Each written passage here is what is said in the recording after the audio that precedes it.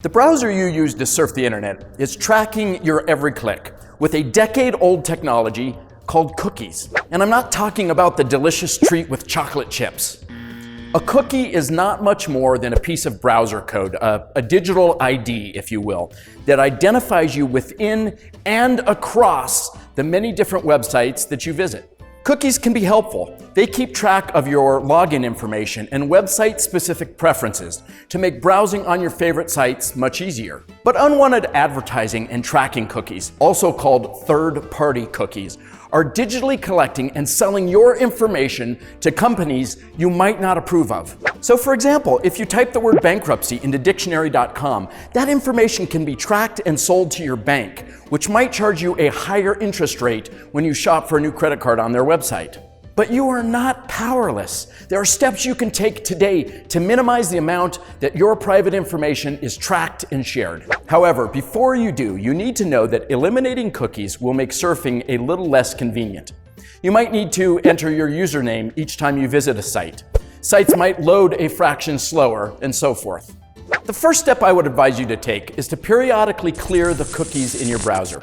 To do this, just Google "clear cookies in Chrome" or Safari or whichever browser you use and follow the instructions. This will get rid of a long history of sites that have been tracking you. Again, it may cause a bit of inconvenience when you return to the site, but it's a lot like entering your password each time you get into your mobile phone. It makes your phone so much safer.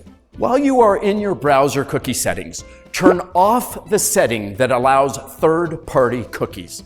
This will effectively block many forms of advertising cookies that track and trade your information between websites. For an added level of privacy, turn off all cookies, but realize that some of the friendly, more convenient ones are going to disappear too.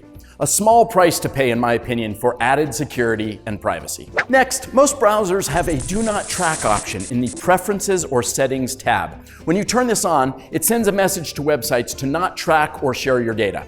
Now, I can't say that many websites honor this request, but it's a start.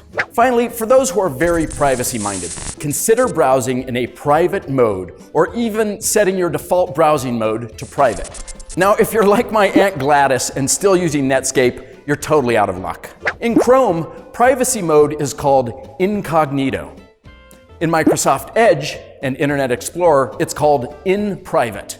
In Safari, it's private browsing, and in Firefox, it's called private browsing with tracking protection.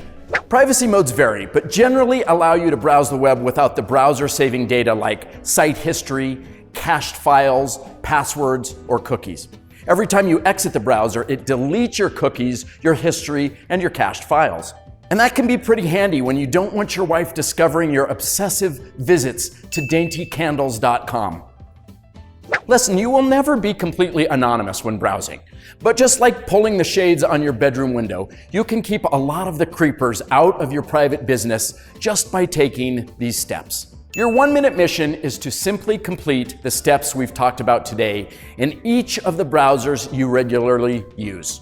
If you can't find a setting, Google it. And then share this episode of Sileo on Security with a friend or family member because they deserve to be safe too. I'll see you next time.